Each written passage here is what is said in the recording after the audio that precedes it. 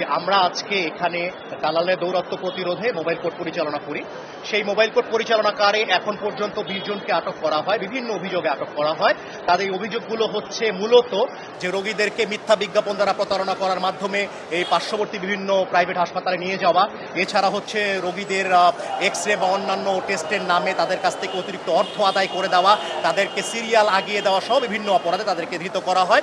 তাদের প্রতি যে আইনানুগ পদক্ষেপগুলো নেওয়া সেটা আসলে চলমান একটি প্রক্রিয়া, তাদেরকে শুনানি গ্রহণ প্রক্রিয়া চলছে। এটা সমাপ্ত হলে আপনাদেরকে আমরা ফাইনাল একটি হয়তো সংখ্যা বলতে পারবো যে কতজনকে কি মেয়াদের কারাদণ্ড এবং অর্থদণ্ডের আওতায় আনা হয়েছে। আরেকটি বিষয় হচ্ছে আমরা এই অভিযান পরিচালনা করে কিছু বিষয় আমরা পরিলক্ষিত হয়েছে আমাদের সামনে। একটি বিষয় হচ্ছে আমরা কিছু বেসরকারি ক্লিনিকের নাম পেয়েছি যাদের মাধ্যমে আসলে এই দালাল চক্রটা পরিচালিত হয়।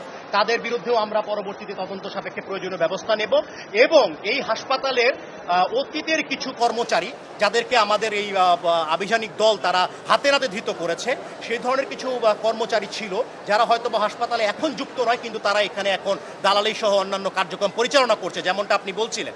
তো তাদেরকে আমরা অনেককে আইনের আওতায় আজকে এনেছি। দালালের বিরুদ্ধে এ ধরনের অভিযান র্যাব বরাবরই করে থাকে।